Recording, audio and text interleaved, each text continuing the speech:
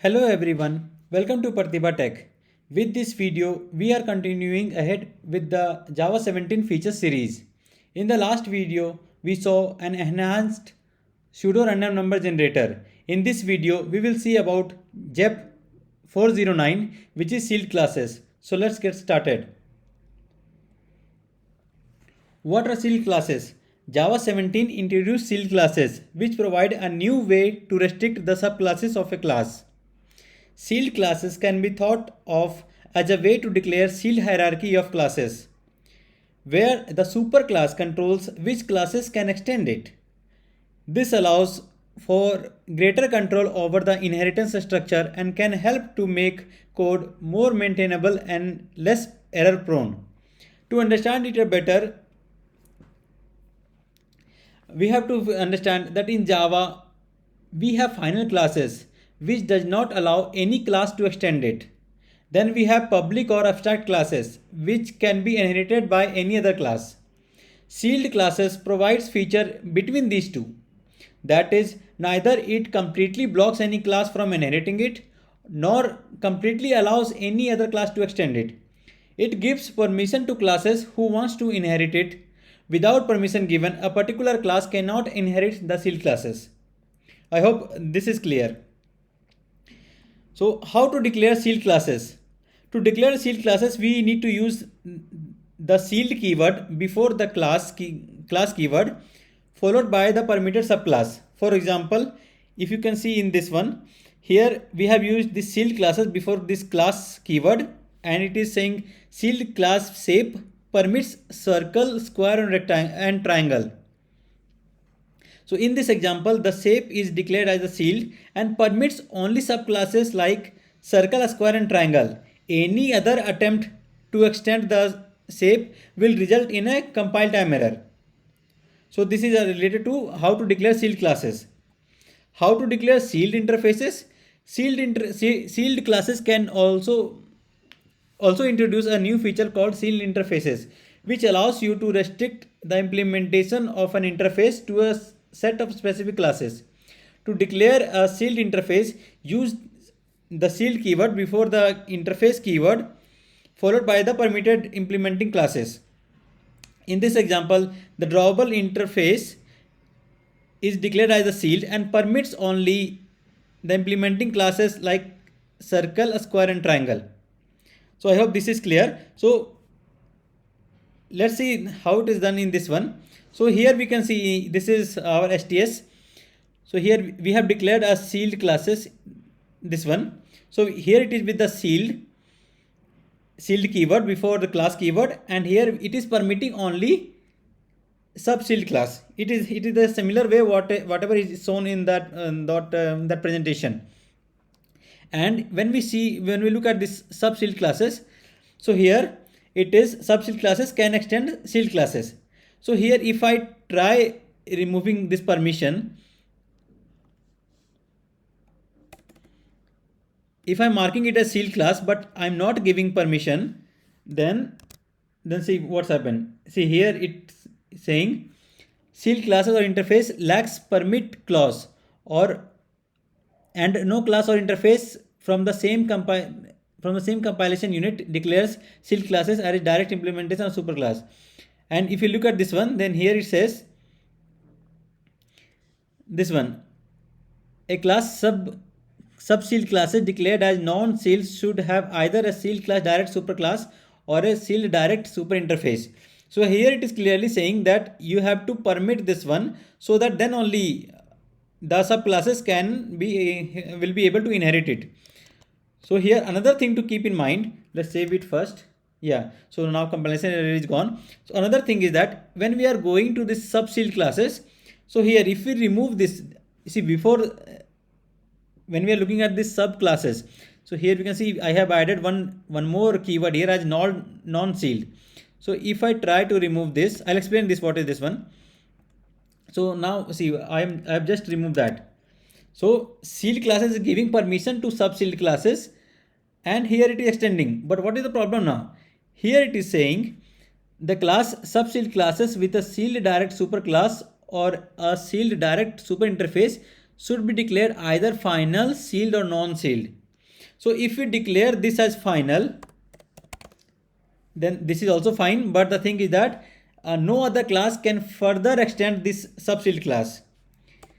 If we are marking it as sealed, then again the property of sealed class will be applied here, that this is sealed class, but it can be extended by only some classes to which we need to give the permission.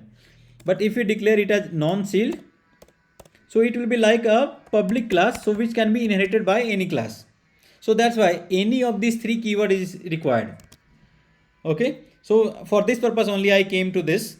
Now let's go back to our presentation. So now we'll see the regions that why sealed classes are needed. So here we have few of the regions here. First one is improved maintainability.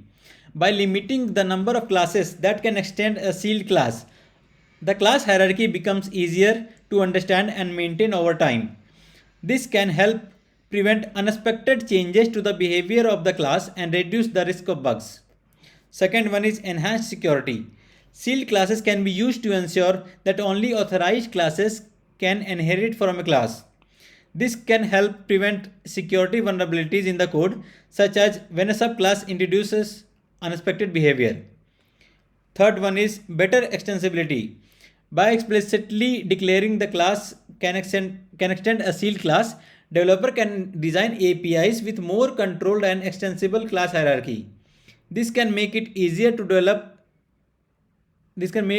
evolve the code base over time without breaking the existing code that relies on the class hierarchy. The last one here is that improved performance. Sealed classes can enable JVM to perform certain optimization that were not possible with traditional class hierarchies, which can result in better performance for certain types of applications. Overall, sealed classes provide a new tool for Java developer to use in designing more robust and maintainable code. So now let's go back to our STS and let's see one working example of sealed classes. So for this, I have created one code here. So if we try to go through all of these classes, first we'll go to this one, shape class. So here, shape class is a sealed class, which is abstract class as well, and here it is permitting rectangle, triangle and circle, and it has two methods here, get area and get perimeter. I hope this is clear. So it is permitting rectangle, triangle and circle. So now we'll first open rectangle with a rectangle this one. So here sealed class rectangle extends shape, and here we have length and width, and this is the constructor to initialize them. This is the area formula to get length into breadth, and the perimeter. Okay, so this is the rectangle class. If you go to triangle class, then here similar thing will be there. All the parameters here, constructor to initialize it, area and parameter formula. Then we go back to circle. Where is the circle? Circle. Then here also this is the same thing. Radius is the parameter. This is the constructor, and here we are getting area and parameter. In each of these classes, we are seeing it. It is this is extending the shape, and all of these classes is either final, sealed or non-sealed. So this one is final. This one is sealed. This one is sealed because of some other reason. I'll explain it a bit ahead. So okay. So now this is the thing. Now after that we have main class. So here this is the main class where we are creating the instance of rectangle, triangle, circle, and a square is also there. So what do we know about a square? A square is a special type of rectangle. So for this one, what we have done, so for that reason only, we are making this rectangle as a sealed class, and we are permitting a square class. The way we have done it for shape, we are making it as sealed, and we are permitting rectangle, triangle and circle. Since a square is a special type of rectangle, so the same thing we are doing it here. We are marking rectangle as sealed class, and we are permitting a square. Now let's open the square class.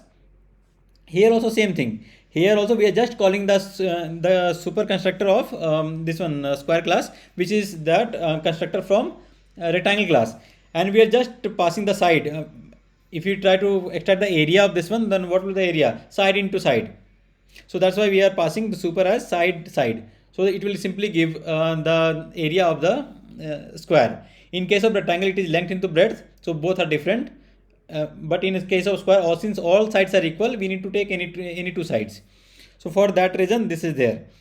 I hope this is clear. So now let's go back to main class. So now we are creating the instance of all those four classes, and we are printing area and perimeter of all the four shapes for rectangle, triangle, circle, and square. So now let's try running this one.